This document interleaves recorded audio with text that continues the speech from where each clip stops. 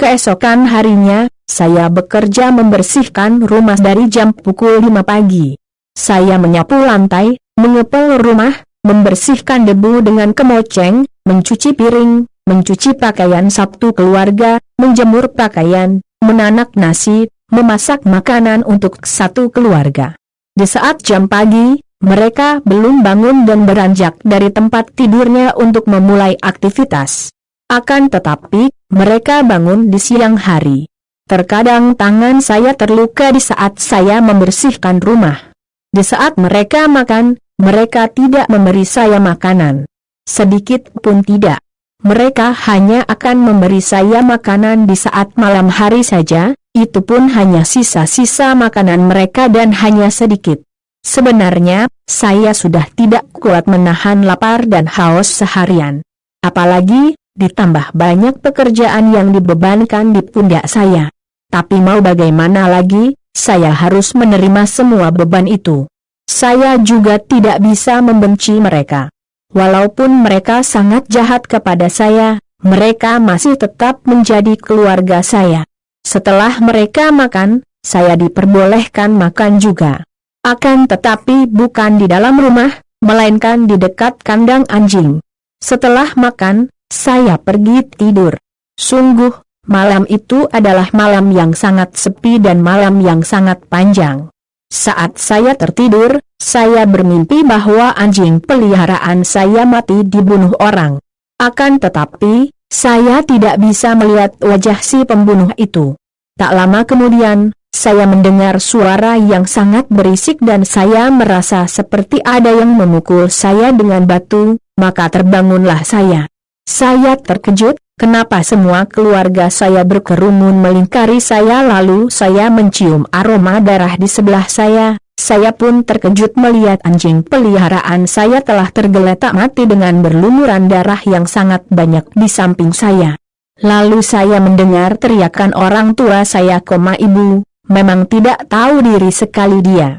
Sudah diberi tempat tinggal, pakaian, makanan tetapi dia malah membunuh anjing peliharaanku, ayah, harus kita apakah dia? Sebagai hukuman, haruskah kita juga membunuhnya, ibu? Tidak perlu sejauh itu. Kalau kita membunuhnya, nanti polisi akan menangkap kita. Lebih baik kita usir saja dia, ayah. Baiklah, aku setuju dengan pendapatmu. Ada apa ini? Kenapa mereka ingin mengusir saya? Memangnya, saya salah apa? Bukankah semua tugas sudah saya selesaikan dengan baik dan benar?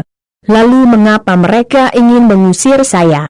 Dan kenapa tadi mereka bilang bahwa saya yang membunuh anjing peliharaan ini? Saya pun membalas ucapan mereka, Elizabeth, percayalah, saya tidak membunuh anjing ini, ibu, mana ada penjahat yang mengaku. Sudah jelas-jelas kau itu salah. Sekarang, kau mau mengelak dari kenyataan, ayah, sudah, sekarang kau pergilah Elizabeth. Dan jangan pernah kau injakan kakimu di rumah ini lagi. Sudah beruntung kau tidak kami bunuh. Dunia di kepala saya serasa mau runtuh. Tidak saya sangka, orang tua saya sendiri tega mengusir saya. Apalagi sekarang di luar dalam kondisi hujan yang sangat lebat. Apakah mereka sebenci itu dengan saya sehingga menuduh saya dan tidak mempercayai saya? Apakah mereka sebenci itu dengan saya sehingga tidak mempercayai anaknya sendiri? Kini, mau tak mau saya harus keluar dari rumah tersebut. Menembus hujan dengan berjalan dan terus berjalan yang tidak tahu kemana kaki akan membawa saya pergi. Saya hampir telah mengelilingi kota selama 1 jam. Semakin malam, semakin sepi. Saya berjalan tanpa arah dan berharap ada orang yang ingin membawa saya pulang ke rumahnya. Saya telah membuat keputusan bahwa jika ada yang menolong saya saat ini, maka saya akan menurutinya apapun itu. Seketika saya mengingat semua hal buruk yang diberikan kepada saya oleh orang tua saya sendiri. Meskipun begitu, saya tetap tidak bisa membenci kedua orang tua saya sendiri. Saya mencari tempat untuk berteduh dari badai hujan ini. Tak lama kemudian, saya mendengarkan ada seseorang yang memanggil-manggil nama saya dengan lembut. 2 nak. bangun.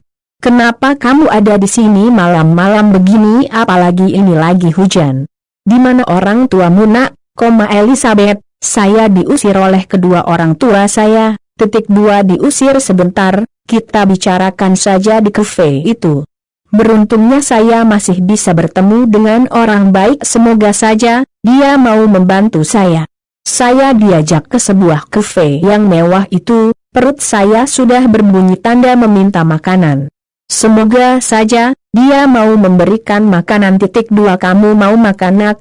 Elizabeth, iya. 2 Mau makan apa dan mau minum apa?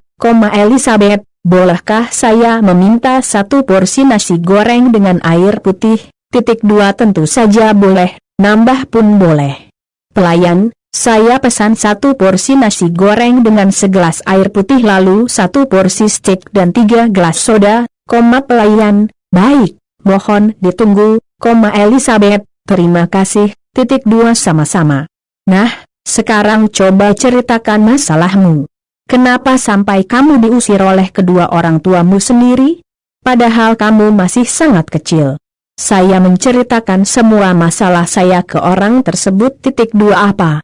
Dasar mereka orang tua kurang ajar. Nak, di mana rumahmu? Nanti saya tangkap mereka. Elizabeth, tidak perlu, saya sudah memaafkannya. 2 Nak, apakah kamu mau ikut denganku? Elizabeth, kemana? 2 Ke rumahku. Nantinya kamu harus mengikuti organisasiku saat sudah dewasa. Elizabeth, organisasi? 2 Ya, organisasi. Namanya Dragonfly. Akan aku didik kamu secara khusus dan saat besarnya akan ku jadikan ketua.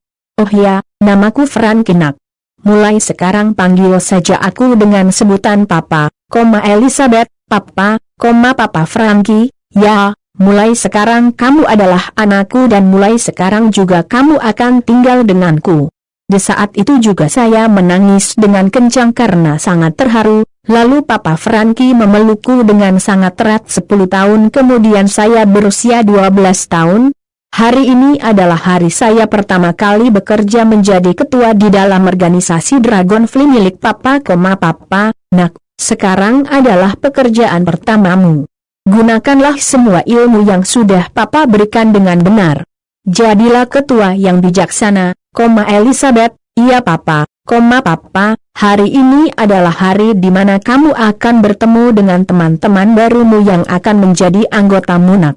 Papa Frankie mengajak saya memasuki sebuah ruangan yang sangat besar dan ada 6 orang duduk di sofa putih.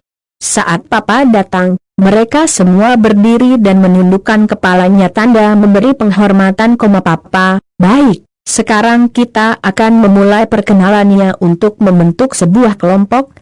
Semuanya, iya, Tuan. Papa, anak ini adalah anak saya, dia akan menjadi ketuanya. Namanya Elizabeth. Elizabeth, itu namanya Rian. Lalu ada Ray, Lydia, Lizzie, Brian dan Jessica. Bekerja samalah dengan baik. Semuanya, iya, Tuan. Semuanya tampak lebih tua dariku. Papa, misi kalian yang pertama adalah mencari pencuri. Di dalam catatan dia mencuri sebuah perhiasan. Untuk yang bertugas mengatur strategi saya serahkan kepada Elizabeth.